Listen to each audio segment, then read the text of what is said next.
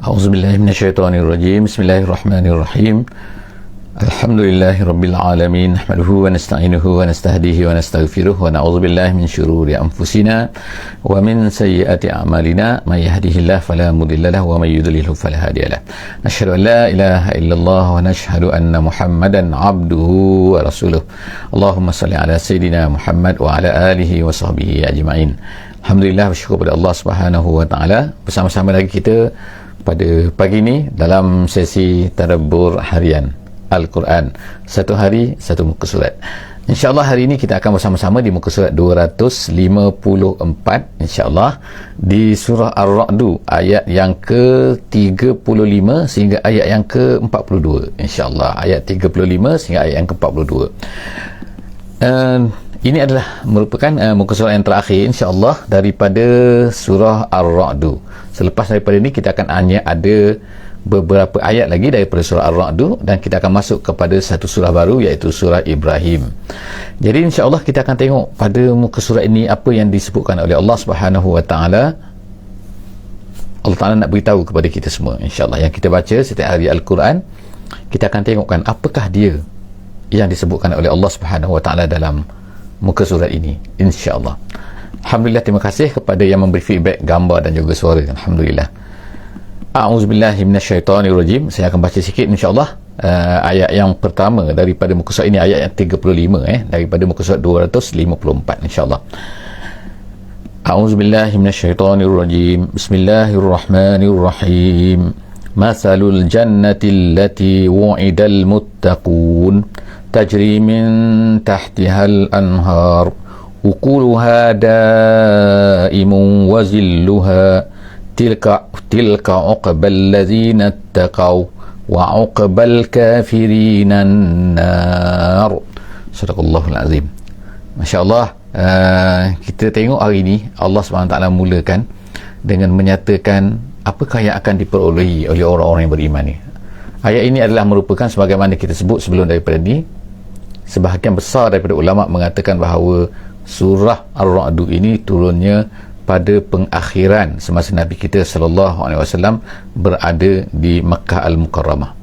Ertinya ialah selepas daripada orang kafir, orang-orang musyrik Makkah tak nak terima Nabi SAW setelah dakwah yang panjang. Jadi Allah SWT terus menyebutkan apakah perkara yang telah mereka lakukan kepada Nabi dan sebagainya, dan kemudian Allah Ta'ala telah hiburkan Nabi kita SAW dengan beberapa perkara, iaitu menyebutkan apa yang telah berlaku kepada Nabi-Nabi terdahulu, begini dan begini. Dalam ayat ini, dalam muka surat ini, kita akan lihat ada lagi beberapa perkara yang ini, dan kemudian Allah Ta'ala mulakan pada awal muka surat ini dengan menyebutkan tentang apakah yang akan diperolehi oleh orang-orang yang beriman ni. Betapa ruginya orang-orang yang musyrik ni, mereka tak nak, mereka tak mahu apa yang ditawarkan, yang diberitahu oleh Nabi SAW. Kita akan tengok sini Allah SWT kata perumpamaan mathalul jannah, perumpamaan syurga yang dijanjikan, allati wu'idal muttaqun, yang dijanjikan kepada orang-orang yang bertakwa ni. Bertakwa maksud sini ialah orang-orang yang takut kepada syirik, kata tafsir, iaitu Allah Ta'ala janjikan kepada orang-orang yang takut kepada syirik, yang lari daripada syirik, yang beriman, maka bagi mereka Allah Ta'ala akan janjikan apa? Iaitu Al-Jannah, yang mana tajri min tahtihal anhar, yang mengalir di bawah syurga itu. Tengok, ini adalah satu benda yang selalu kita akan tengok dalam Quran. Allah SWT sebutkan, bila sebut syurga, dia akan sebutkan mengalir di bawahnya sungai-sungai. Bagi orang Arab ni, sungai satu benda yang sangat-sangat indah sangat-sangat mereka nak, sebab air kan, mereka hanya melihat padang pasir kan. Bila jumpa air, mereka sangat gembira. Jadi ini kan pula rumah, taman, kemudian ada syurga, ada air, mengalirnya air, sungai-sungai di bawah ni. Ini satu benda yang sangat nikmat lah. Jadi pada hari ni, kalau kita cerita, mungkin kita kata, oh dia ada air di bawahnya mengalir, ni di Venice ke apa ni kan, sebagainya kan, di Rome tu sana kan, di Italy, Venice. Jadi semua kenikmatan-kenikmatan yang diinginkan oleh manusia pada hari ini, semua akan dapat di syurga kalau mereka nak kan. Jadi Allah SWT sebut benda ni, bahkan semua benda yang manusia nak ni, semua keindahan-keindahan yang mereka nak, akan ada di hari akhirat nanti di mana syurga. Bagaimana? Jadi Allah SWT sebut sini perumpamaan. Perumpamaan nak mengatakan bahawa bukan hanya ini saja yang ada, macam-macam nikmat, semua nikmat ada. Secara ringkasnya, apa yang mereka nak, apa yang teringin oleh manusia, mereka akan dapat di dalam syurga. Jadi Allah SWT sebut sini ialah salah satu daripadanya di sini, iaitu masalul jannati allati wa'idal muttaqun tajri min tahtihal anhar. Kemudian Allah SWT sebutkan beberapa perkara yang mereka akan dapat dalam syurga ni, iaitu ukuluha daimun.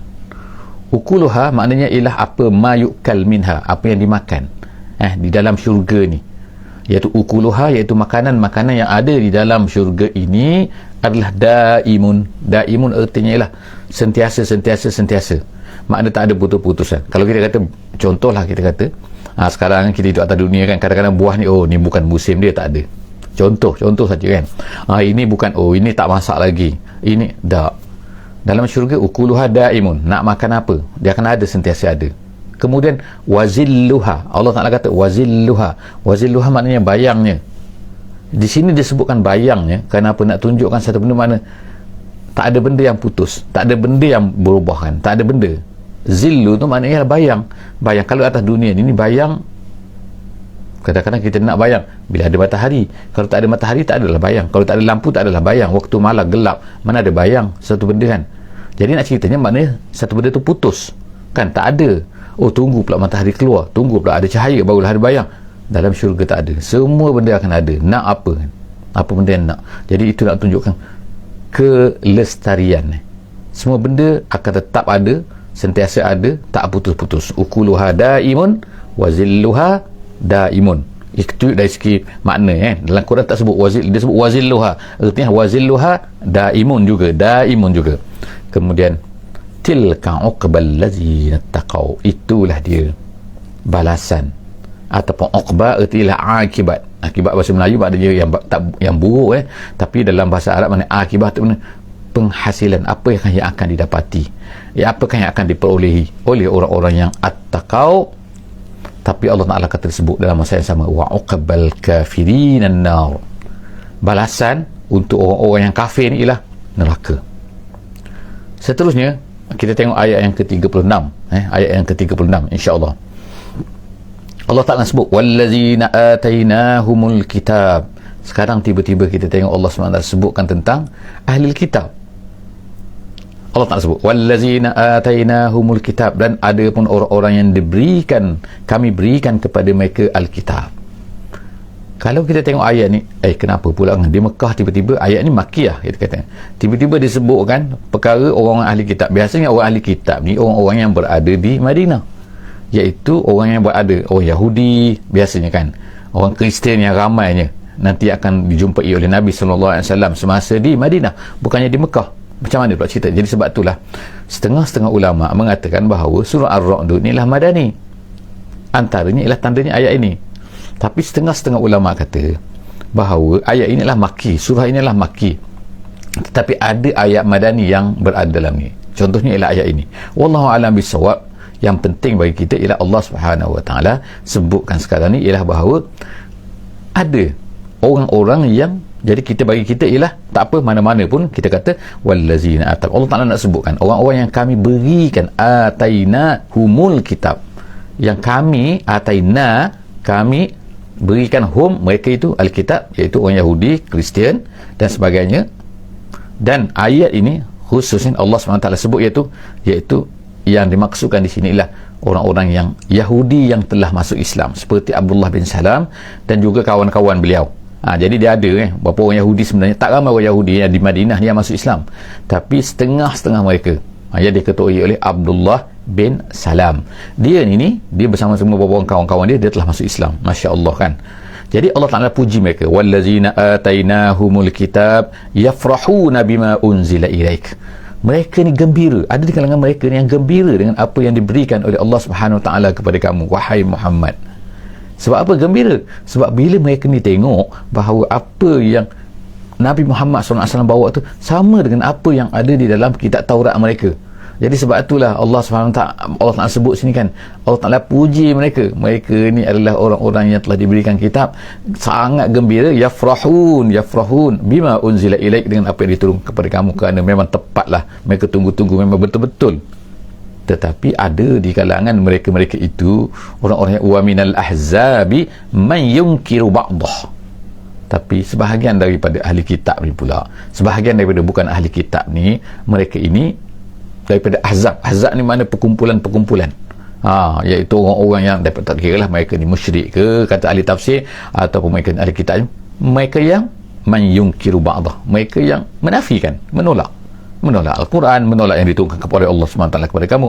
Kul, wahai Muhammad, katakan kepada mereka, kul, katakan, innama umirtu an a'budallah wala usyrika bih, katakan, aku disuruh untuk memperhambakan diri kepada Allah Ta'ala saja dan tak boleh kepada yang lain, sebagaimana kamu semua yang tak nak beriman. Ilaihi ad'u wa ilaihi ma'ab. Dua, aku berdoa kepadanya, iaitu aku berdakwah kepadanya, kata setengah tafsir. Ada yang kata adalah aku memperhambakan diri kepadanya, beribadat kepadanya. Ad'u ni dia boleh makna beberapa makna kan. Ad'u boleh mengajak, ad'u boleh maknanya itu aku berdoa kepadanya, iaitu aku menyerahkan diri kepadanya. Wa ilaihi ma'ab, dan kepadanya aku kembali. Aku bukan kembali kepada berhala-berhala semua benda yang tak betul ni kan. Ma'ab tu maknanya marja, maknanya aku kembali. Seterusnya kita tengok ayat yang ke-37 insya-Allah. 37 Allah Subhanahu wa taala berkata, wa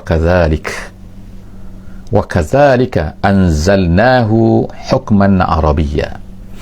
Anzalnahu, dan begitulah kami telah turunkannya, situ ialah maknanya Al-Quranul Karim, sebagai hukman arabiyya. Hukman maknanya kata putus, pemutus, yang digunakan sebagai pemutus, sebagai hakim, sebagai penetap dalam bahasa Arab. Jadi Allah SWT sebut sini bahawa Quran ni adalah nombor satu, dia ni hukman, yang kedua dia adalah Arabi. Jadi sebab itulah kita katakan bahawa Quran mesti bahasa Arab. Yang lain daripada yang bukan bahasa Arab tu, itulah nama dia terjemahan kepada Al-Quran. So apa-apa mesti refer kepada Al-Quran dalam bahasa Arab tu. Sebab Al-Quran yang bahasa Melayu kita hanya kata translation saja, terjemahan kepada Al-Quran saja, dia bukan Al-Quran. Quran mesti bahasa Arab. Sebab itulah baca Quran mesti bahasa Arab. Nak baca dalam semayang mesti bahasa Arab. Nak baca, nak refer Quran sebagai satu benda hukum, mesti refer kepada yang bahasa Arab, bukan kepada yang bahasa Melayu. Sebab itu bukannya Al-Quran, itu hanya terjemahan kepada Quran. Itu kehebatan, tak sebagaimana kitab-kitab yang lain. Kitab Bible ke yang telah ditranslate dah jadi Bible dah kan, tak tahu dah mana dah kitab Injilnya kan. Gitu jugalah yang lain-lain. Jadi Allah Subhanahu Wa Taala kata, wa kadzalika anzalnahu, Quran ni dia Arabi dan dia adalah hukman, sepatutnya pemutus, tapi tidak digunakan oleh kebanyakan daripada orang Islam sekarang. Orang Islam lebih banyak menggunakan yang lain daripada Al-Quran tu sebagai pemutus dalam kehidupan mereka, penentu baik, buruk, salah, betul. Banyak menggunakan bukan Al-Quran. Jadi marilah kita kembali kepada Al-Quran sebagai hukman, Allah Ta'ala kata, dan juga bahasa Arab. Wala in ittaba'ta ahwa'ahum ba'da ma ja'aka minal ilm ma laka minallahi min waliyyin wala waq. Allah Ta'ala bagi amaran tu, wala in ittaba'ta ahwa'ahum, kalau kamu ikut ahwa'ahum, kehendak-kehendak mereka, maknanya wahai Muhammad jangan ikut sebab kalau kamu ikut, wala in ittaba'ta, wahai Muhammad, kalau kamu ikut apa yang mereka nak tu, orang kafir nak tu kan, orang selain, orang tak Islam nak tu, ba'dama ja'aka minal ilmi, setelah daripada kamu dah tahu dah, Allah Ta'ala dah beri kepada kamu kan, ini salah, ini betul, tapi kamu nak ikut juga, maka dia kata malaka minallahi min waliyyin, tak akan ada siapa lagi yang akan boleh tolong kamu. Wali maknanya nasir, maknanya penolong.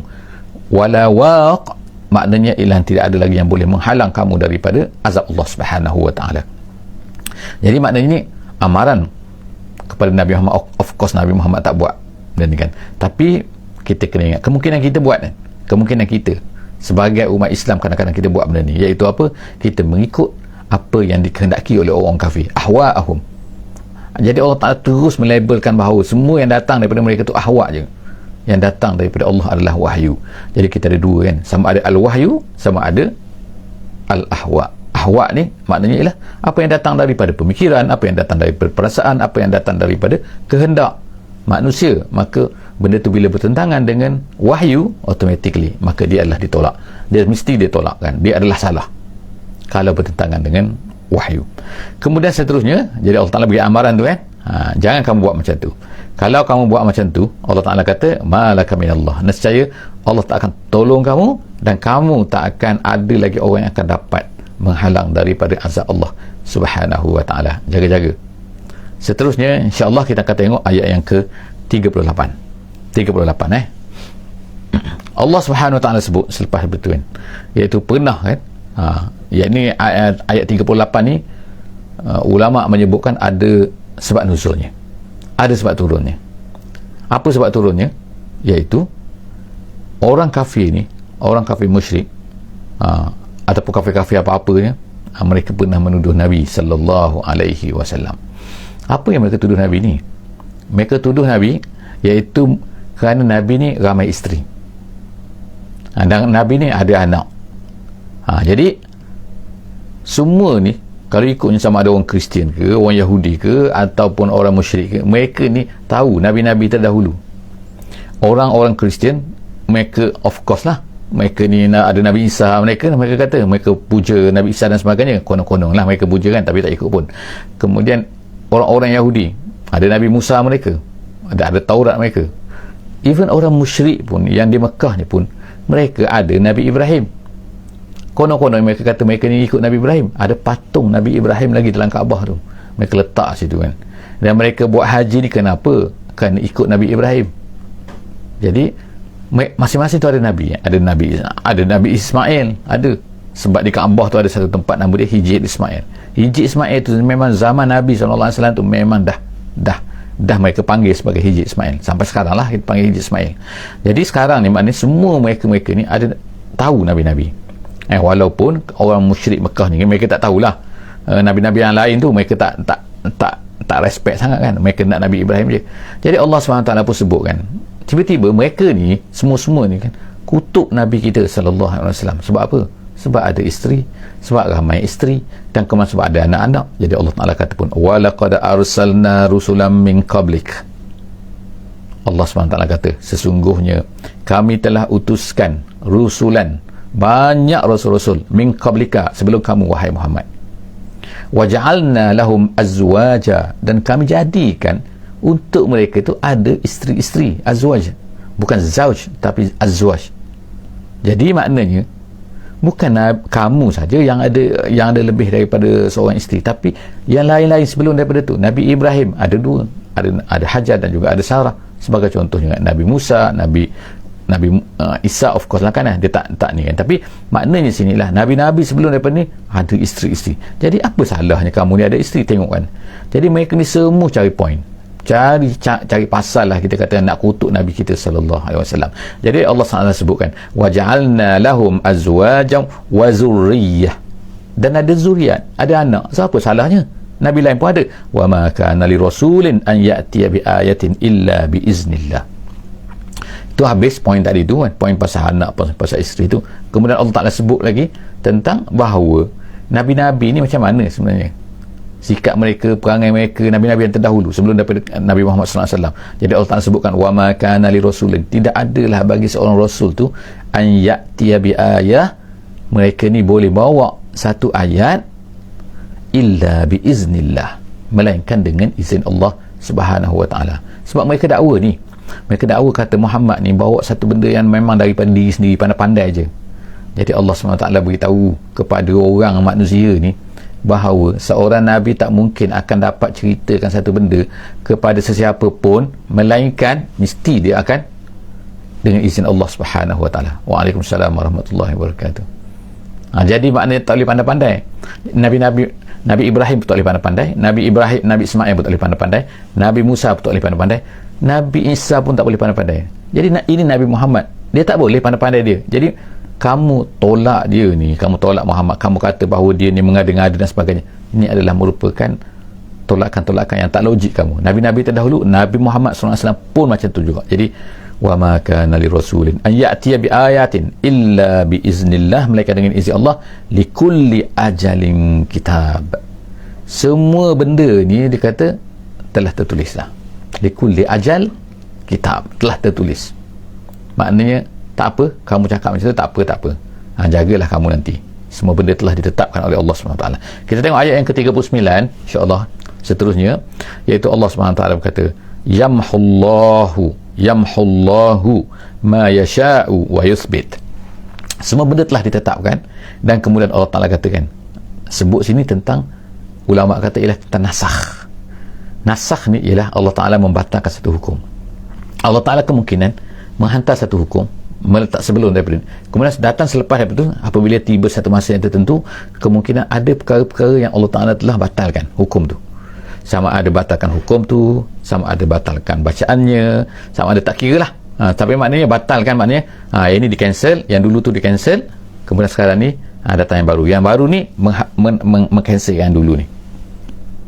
Ada setengah orang kata benda ni tak mungkin terjadi. Kenapa terjadi? Seolah-olahnya macam Allah lupa, seolah-olah macam Allah Ta'ala sesilap. Sebab ni cancel. Kenapa cancel? Ini adalah kesalahan-kesalahan manusia. Bagaimanakah manusia? Dia boleh kata bahawa Allah ni lupa, dia boleh kata bahawa manusia, Allah Ta'ala ni kan silap. Allah SWT ceritakan di sini kan dalam ayat ni, Allah Ta'ala kata yamhullahu ma yasha' wa yuthbit. Ada benda yang Allah Ta'ala nak padamkan, terpulang pada dia lah kan. Ma nansakh min ayatin aw nunsiha na'ti bi khairin minha, dalam surah Al-Baqarah dulu kita baca kan. Apa-apa saja boleh Allah Ta'ala nasakh. Ma nansakh min ayatin, daripada mana-mana ayat, aw nunsiha, ataupun kami lupakan. Allah Ta'ala boleh lupakan semua sekali. Allah Ta'ala kata dia akan bawa dengan satu benda yang sama ataupun yang lebih baik. Jadi semua itu dengan hikmah Allah Subhanahu Wa Ta'ala. Jadi Allah Ta'ala sebut sini yamhullahu ma yasha'. Allah Ta'ala boleh padamkan apa saja yang dia kenaki, wa yuthbit, ataupun kekalkan. Sebagaimana Quran sekarang ni kekalkan, tak ada lagi lah nasakh mansukhnya, tak adalah sekarang ni, telah dibatal-batal, tak adalah. Sebab apa? Sebab Nabi Muhammad SAW dah tak ada, dah wafat kan. Jadi maknanya sekarang ni Allah Ta'ala, kalau ada orang menolak tu, kenapa macam ni, kenapa macam ni, tak ada, memang Allah Ta'ala boleh kan. Jadi Allah Ta'ala kata yamhullah ma yasha' wa yuthbit, tetapi wa indahu ummul kitab, tetapi di sisi Allah Subhanahu Wa Ta'ala ada ummul kitab. Ummul kitab ni bukan Al-Fatihah. Ummul kitab di sini maksudnya ialah suatu benda yang asal, yang ada di sisi Allah Subhanahu Wa Ta'ala, iaitu maknanya Allah Ta'ala tahu semua benda yang akan terjadi, apa yang akan terjadi, apa yang telah terjadi, apa yang sedang terjadi, semua Allah Subhanahu Wa Ta'ala tahu kan. Jadi itu ummul kitab ni, satu benda yang tercatat, yang memang yang tu yang lain atas dunia ni, yang Allah Ta'ala beri, kemungkinan beri sini sikit dulu, kemudian lepas tu dibatalkan hukum ni. Sebab apa? Kerana manusia kadang-kadang perlukan kepada gradually kan, sedikit. Kadang-kadang tak boleh sekaligus satu benda. Kadang-kadang kalau sekaligus ni dia akan jadi berat pada dia. Dan sebagainya hikmah Allah SWT kan, Allah Ta'ala tahu kan kenapa dia buat macam tu dan sebagainya. Jadi bagi kita sebagai umat Islam ni kan, kita terima apa yang telah ditetapkan oleh Allah SWT. Mesti ada hikmahnya. Kita yakin pada Allah SWT. Kemudian ayat yang ke-40, insya-Allah ayat ke-40, wa imma nuriyannaka ba'dal ladzina na'iduhum aw natawaffayannak fa innama 'alaikal balagh wa 'alainal hisab.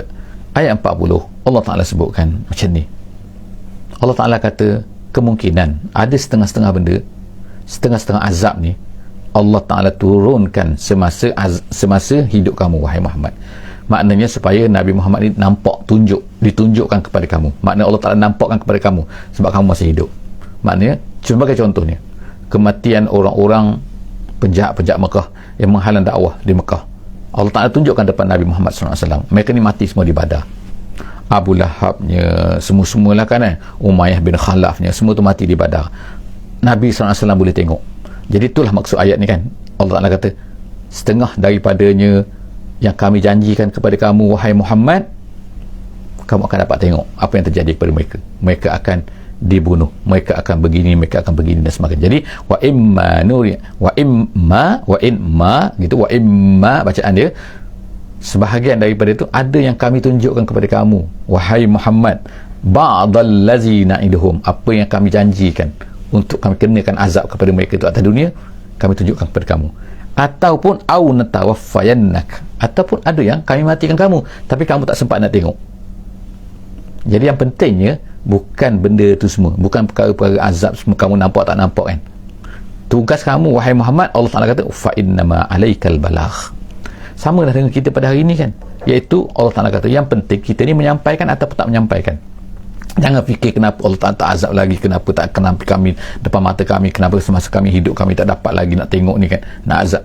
Tak, yang penting kamu ni fa innama alaikal balagh wa alainal hisab. Kami yang akan uruskan bahagian pengiraan mereka dikena azab tak kena azab ni, tu serah kepada Allah Subhanahu Wa Taala. Kamu, kerja kamu ialah menyampaikan. Kerja kita sekarang ialah menyampaikan.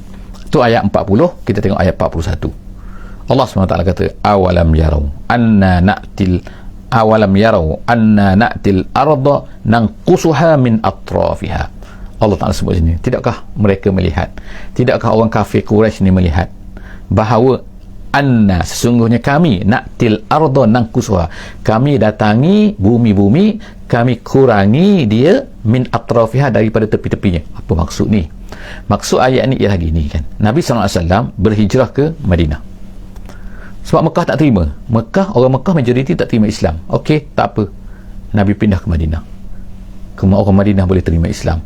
Kemudian bukan sekadar sikit, ramai, majoriti orang Madinah masuk Islam. Jadi itu maksudnya sini ayat ni kan, iaitu apa? Tidakkah mereka melihat bagaimana Allah Subhanahu Wa Taala telah menukarkan manusia-manusia yang dulu tak beriman, iaitu di Madinah tu, bertambah ramai. Kamu wahai orang Mekah tetap tak terima Islam, tengok orang Madinah, Allah Ta'ala dengan cepatnya kan.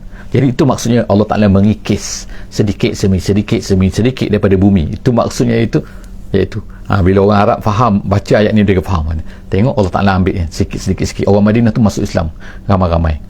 Jadi Allah Ta'ala kata min atrafiha, maknanya bertepinya, maknanya sedikit demi sedikit, dengan lajunya sedikit-sedikit, bukan lambat kan, tapi makna dengan lajunya orang-orang di tempat lain mereka telah masuk Islam, tinggalkan kamu sekarang tinggal kamu saja tak nak Islam. Wallahu yahkumu la mu'aqqiba li hukmi. Allah Ta'ala kata Allah menetapkan, dan la mu'aqqib makna tidak ada orang yang boleh menolak. Bila Allah Ta'ala tetapkan macam tu, tak ada orang boleh menolak li hukmihi, pada ketetapannya. Dan begitu juga kalau kita boleh katakan ayat ni juga maksudnya ialah apabila Allah Ta'ala meletakkan satu hukum, yahkum la mu'aqqib, sepatutnya kita tak tolak. La mu'aqqib li hukmihi, keputusan Allah Subhanahu Wa Ta'ala, ketetapan Allah Subhanahu Wa Ta'ala. Wa huwa sari'ul hisab, dia sangat-sangat cepat perkiraannya. Ayat yang terakhir, ayat 42, insya-Allah kita tengok sini. Wa qad makara allazina min qablihim, sebelum daripada ni Allah Ta'ala sebutkan makar ni maknanya ialah membuat perancangan jahat, membuat perancangan mereka, planning mereka kan, yang jahatlah terhadap nabi-nabi terdahulu dan sebagainya. Allah Ta'ala sebutkan orang-orang dulu membuat macam ni juga, macamlah kamu orang Quraisy buat macam-macam perangai, macam-macam perancangan terhadap ni, sehingga perancangan nak bunuh Nabi SAW. Jadi Allah Ta'ala dah buka dah, orang-orang dulu pun macam tu juga, mereka ni buat perangai macam-macam, planning macam-macam. Falillahil makru jami'a, ingat, mereka kena ingat bahawa semua planning ni semua adalah, kalau kita kata terjemahan, milik Allah, tapi maksudnya Allah Ta'ala falillahil al-makru jami'a, maknanya semua Allah Ta'ala tahu. Maknanya mereka ni nak buat macam mana tak, Allah Ta'ala yang memiliki semua perancangan, bukan Allah Ta'ala buat perancangan, tapi maksudnya ialah Allah Ta'ala tahu perancangan mereka rasa boleh sembunyi ke? Jadi kamu wahai orang Quraisy, kamu nak buat perancangan pun Allah Ta'ala tahu juga. Kamu jangan Allah Ta'ala tak tahu. Ya'lamu ma taksibu, Allah Ta'ala tahu ma taksibu, apa yang kamu usahakan. Kemudian kullu nafsin, apa yang diusahakan oleh setiap daripada kamu, semua orang, siapa saja Allah Ta'ala tahu apa yang dia nak rancang. Wa saya'lamul kafir liman aqbad dar, nanti orang-orang kafir nanti akan tahu, wa saya'lamul kuffaru liman aqbad dar, nanti orang-orang kafir ni akan tahu siapakah yang akan mendapat balasan ni, bagaimana orang mukmin ataupun bagaimana orang kafir, bagaimanakah balasan dia, nanti dia akan tahulah. Kalau dia tak nak tahu atas dunia ni, nanti di akhirat dia akan tahulah. Setakat tu saja insya-Allah. Jumpa lagi muka surat 254. Kita akan jumpa nanti insya-Allah di muka surat 255 surah Ar-Ra'd dan juga surah Ibrahim insya-Allah. Dan juga kita akan mula masuk kepada surah Ibrahim di hari esok insya-Allah. Aku qauli hadza wa astaghfirullahal azim li wa lakum. Jangan lupa insya-Allah untuk share, untuk follow, untuk like, untuk subscribe. Saya doakan kepada semua insya-Allah. Aku qauli hadza wa astaghfirullahal azim li wa lakum. Insya-Allah kita tangguhkan dengan sama-sama membaca surah Wal 'Asr. Bismillahirrahmanirrahim. Wal 'Asr innal insana lafi khusr illa allazina amanu wa 'amilus shalihat wa tawasaw bil haqqi wa tawasaw bis sabr. Wassalamualaikum warahmatullahi wabarakatuh.